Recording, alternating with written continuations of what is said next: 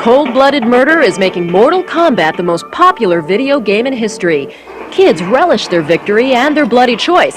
Should they pull out their opponent's heart, or simply rip his head off just to see his spinal cord dangle in a pool of blood? Studies show that people who play Mortal Kombat are more violent. This proves that you should not allow your children to play that nasty game, because it's gonna make them more violent. Dear Lord. No, it doesn't prove that. The only thing it proves is that you don't know how to think. Was that mean? Was that mean? That was mean, right? A little bit, yeah. It was mean. This is faulty reasoning. It's a logical fallacy. It's so common that it has a name. CUM hoc ergo propter hoc. English, do you speak it? Bro, you don't speak Latin? Fine, I'll translate. CUM hoc ergo propter hoc means with this, therefore because of this. What? Huh? Allow me to explain. You have two variables, A and B, that go together. They're correlated. So more Mortal Kombat, more violence. Less Mortal Kombat, less violence. Correlated. So you automatically conclude that A causes B, that playing Mortal Kombat makes you more violent. But you cannot jump to that conclusion. For all you know, it could be the other way around. So it's not that the game is making them more violent, it's that their violent nature is making them want to play such games. So it's not A causing B, it's B causing A. I don't let my child Charlie play Mortal Kombat because I don't want him to be violent.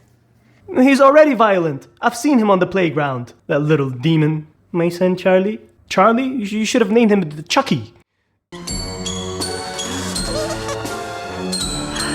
To properly determine causation, you need a different kind of methodology. You usually have to conduct an experiment. You randomly assign children to two different groups. One group, you let them play Mortal Kombat. The other group, you let them play another non-violent game.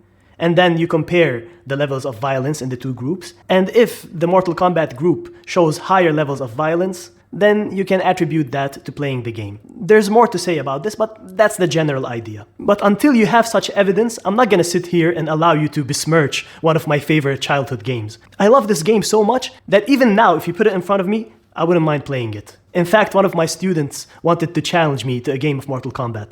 I would never play a game with my student, because if he beats me, I'm gonna have to fail him. I'm kidding, obviously. Or am I? Studies show that religious people are poorer than non-religious people. Where are you going, bro? The church? Nah, don't do that, man. Come back. Be careful, man. You're gonna become poor. Let's go to the club.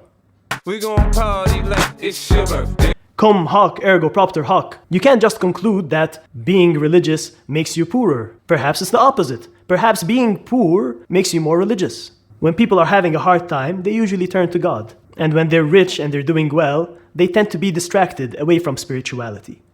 Research shows that married people are happier than non-married people. You want to be happy? Go get married.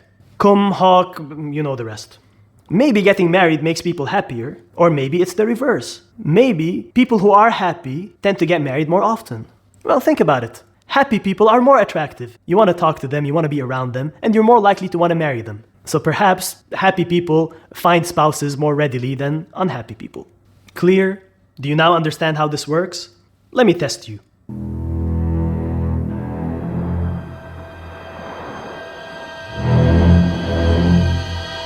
Shark attacks and ice cream sales are correlated. Explain. Makes sense, man. Imagine the shark eats your friend. You are sad, so to cheer yourself up, you eat some ice cream. No, man, you're wrong. Professor Shade said it's B causes A, so it's the opposite. Eating ice cream causes more shark attacks. Man, I saw on National Geographic that a shark can smell one drop of blood in an Olympic-sized swimming pool, man. So if you eat ice cream and you go into the ocean, the shark can smell it, man. And sharks like ice cream, everybody does. So the shark will come to eat you, man. Like Dumb and Dumber. No, this is a case where a third variable, C, causes both A and B. C in this case is the weather.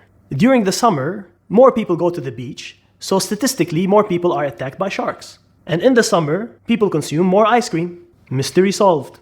So remember, correlation does not prove causation. Say it one more time, Cat, for the people in the back. Correlation does not prove causation. When A is correlated with B, it could be that A causes B, or that B causes A, or that C causes A and B, or sometimes it can even be a coincidence. To determine causation in a certain direction, you normally need to conduct an experiment. Just a mere correlation is not sufficient. So be smart, be a critical consumer of research. Please like, share, and subscribe, and leave a comment below, and don't eat ice cream on the beach. Or the shark will eat you, man! It's a logical fallacy called post hoc. Wrong video. Imagine the shark. Be a critical consumer. But you cannot jump that to the... Tend to get married more often than non-happy people. Non-happy, unhappy. Non-happy. The hell? English, mother...